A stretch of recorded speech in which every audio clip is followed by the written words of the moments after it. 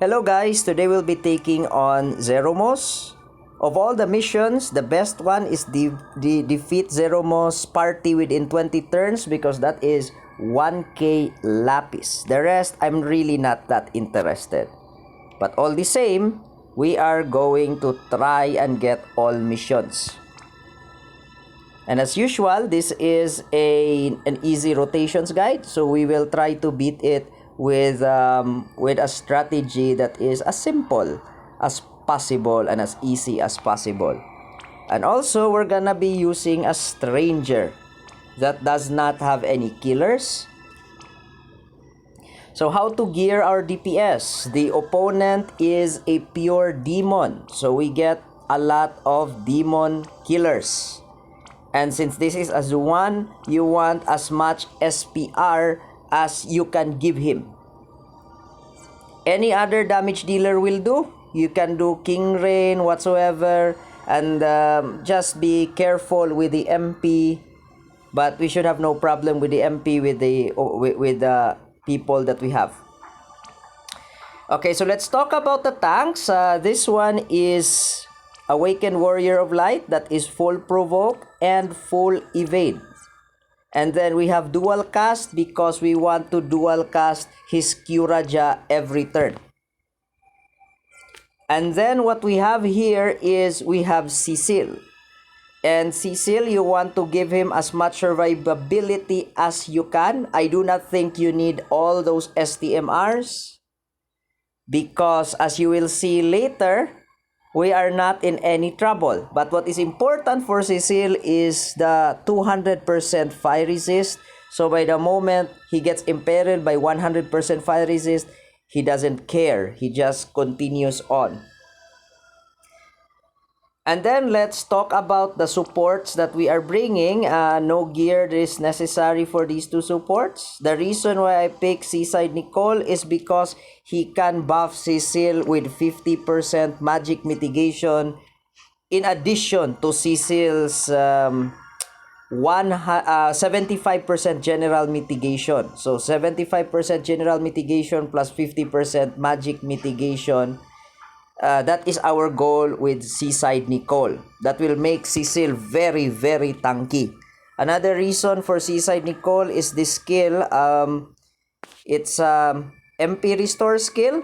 And it's an MP Restore skill that casts itself on the next turn that it is cast. I am going to explain that later. So even if your MP is all 0, you are guaranteed to have 80 MP on the next turn. With Makina, I chose him because he has a 75% attack and magic break every turn because the boss cannot be broken in terms of defense and spirit.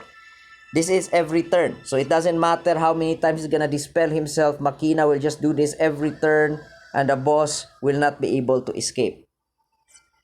Now, alternative units. You can use any other damage dealer as I said. Warrior of Light, it's kind of hard to replace Warrior of Light because we are using him as a healer. But in case that you want to swap Warrior of Light with something else, I suggest you bring a Kyuraja tier healer. Now, you can replace Cecil with Charlotte, but be very, very careful with Charlotte because the boss will dispel every 4, 8, 12 turns. You can misuse the LB of Charlotte. So for example, if you use Charlotte, do not use her LB on the 4th, 8th, and 12th turn and crossing 50% because he's going to dispel you, and on the next turn, you're not gonna have magic cover and you're not gonna have mitigation. It will be a disaster and you will probably lose the fight. But with Cecil, that is not a problem whatsoever. And it's the same with breakers. You can bring someone like Lid or Summer, Fina and Lid, Fid. You can bring those people, or you can bring Edgar or Figaro, but be very careful again because if you misuse your LB, there is a chance that the boss is going to destroy you and you will lose right then and there. Okay? And I am going to talk about those points the moment we go into the fight. But with the team that we have, that is not an issue because this is an on-demand, the skills that is important is on-demand rather than based on LB and cooldown. Okay, first turn. He's just going to do Maelstrom, which is get everybody's HP down, but no problem. This is what Warrior of Light is going to do. He's just going to heal himself every turn. He's gonna do that. Makina is gonna do this every turn. Now, for Seaside Nicole, what happens is he is going to look at Cecile. And then if he notices that Cecile doesn't have the magic resistance, he gives the magic resistance. And what Cecile is gonna do is just cover and mitigate. Cover and mitigate. That's all what Cecile is going to do. And then we are going to follow the standard Zuan rotation. Now, it is possible to have Zuan in both fire or wind. At I like wind. I don't know why I like wind. I like wind. Alright. So as you can see, we get our HP back to 1. Don't worry, it's not fatal. Just gets everybody's HP to 1%. So what we're gonna do is we're gonna repeat that with Warrior of Light and Makina. And since Cecile has magic damage, what Seaside Nicole is going to do is just cast this MP Restore. And we are gonna continue with the standard Zuan skills.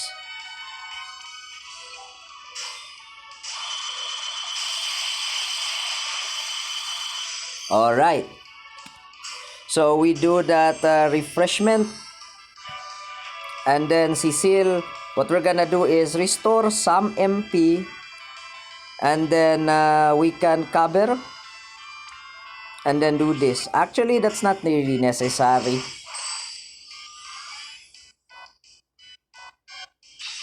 And as you can see, Cecile damaged himself, but don't worry. He is so buffed up that it doesn't hurt at all.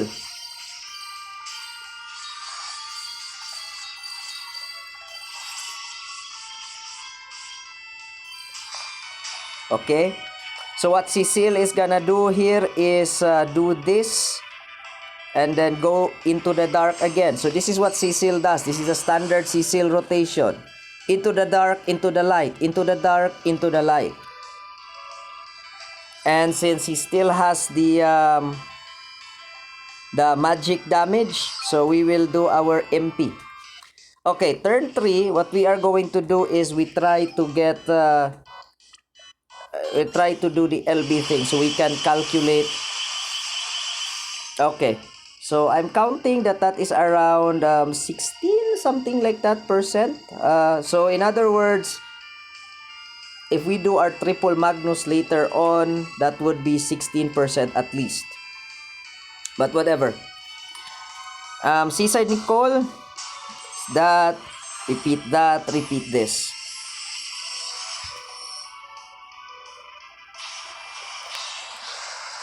Alright, so he does his all flare thing. It does absolutely nothing.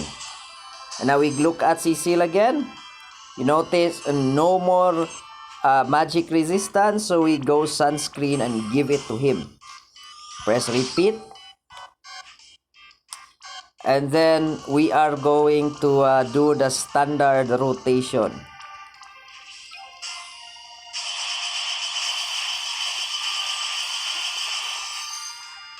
Repeat.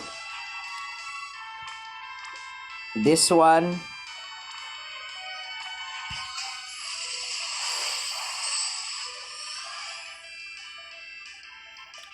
And this is Big Bang and Black Hole. This is supposedly the most powerful attack.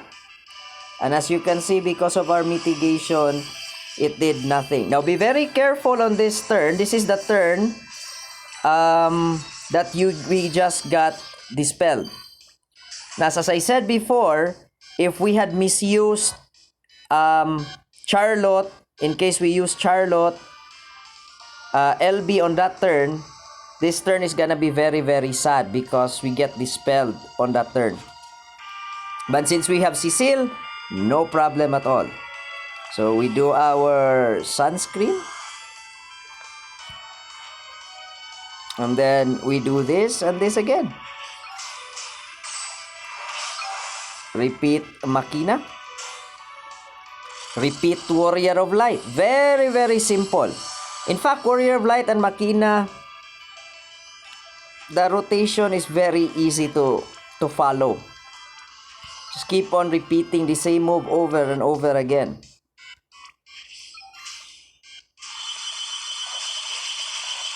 Alright, and that's it.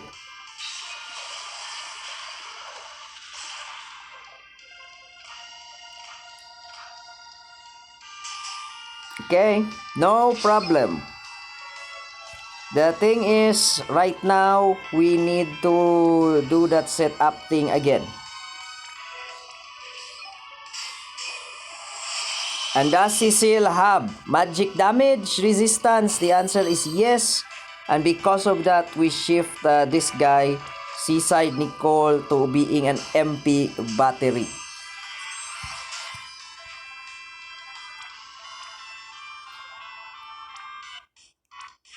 And then we do the standard rotation.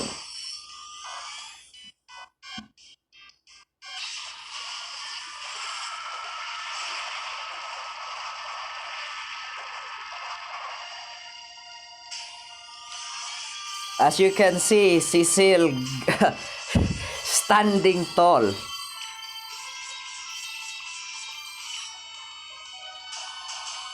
Okay, we are about to cross the 50% threshold, and this should not be any problem because we are using Cecile again. If we are using Charlotte, be very careful not to misuse our buffs because there will be a debuff next turn.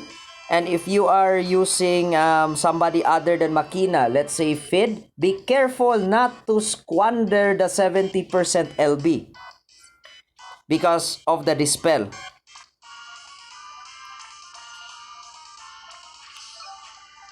But then again, I would like to remind everyone, we are using Cecile, and that's the reason why we do not care. Okay, we look at this again. Has magic damage, so he becomes an MP battery. We just press repeat.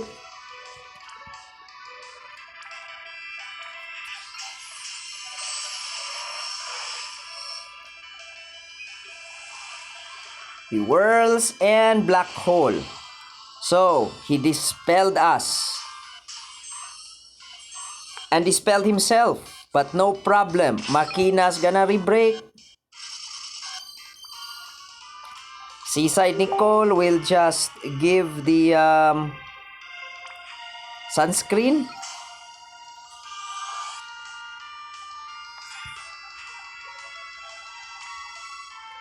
Cecile does Cecile things. Warrior of Light does Warrior of Light things. Zuan, on the other hand, something special. He needs to do that re-imbue thing because we lost our imbue because of that dispel.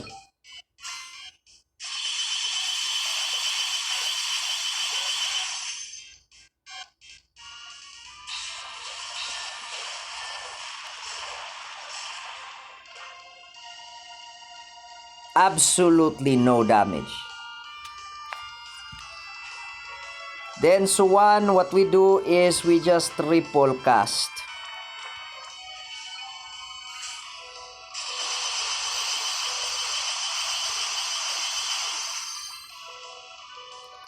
Okay. So, we look at Cecile again. Has magic damage. So, what we do is we just do the double MP thing. Now, the boss pattern is he is going to cast Osmos and then do Dispel, never the other way around. So this pattern is perfectly safe.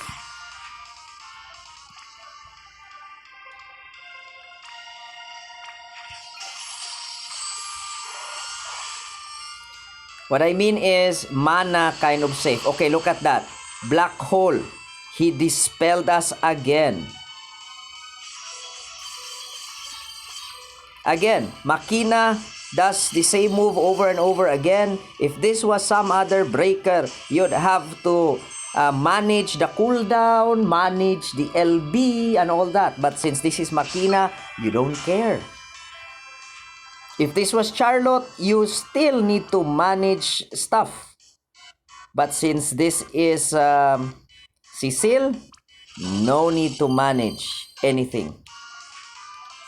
Zuando, you need to always get this buff again.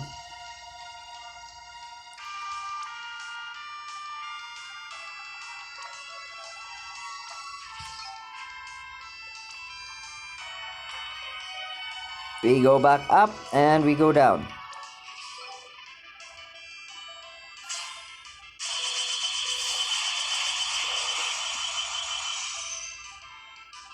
Again, Cecile has no buffs.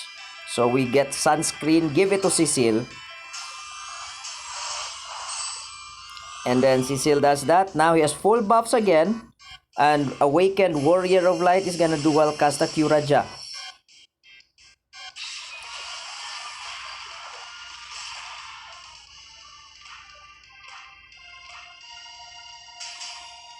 Did he dispel us again? No. But this particular turn, we need to get this back. We need to get our triple cast back. Okay. So, what happens here is he has magic damage. So, true to what I was saying, we cast this again. And then Makina will do that. But Cecile will do this and into the dark again. And then cast Curaja. Okay, all Osmos. Okay, look at this, guys. All Osmos. But look at what Nicole is gonna do. He double casts it on the start of the turn. So now we always have MP to spare. So what we're gonna do is we're just gonna be triple casting. We don't want to kill him yet, but we want to be sure that when we do kill him, he dies. I think it's Chi and double Acupoint.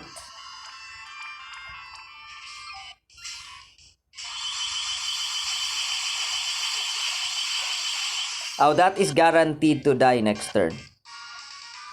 We look at Cecile again. Still has magic damage. No problem. We do that. And then we go here. Dark Recovery. This and this again.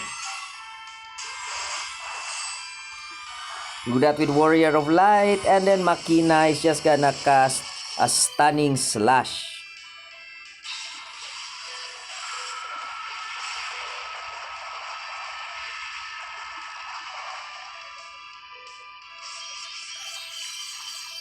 Okay. So this is the turn. Less than 15%. We are sure that we are gonna kill it. So we defeat with Limit Burst and Shiba. Who is bringing Shiba? Awakened Warrior of Light.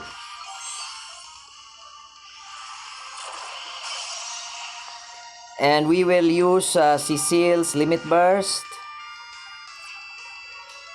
Okay, Wind Element is there. And we have MP. Okay, we just need to kill with Limit Burst.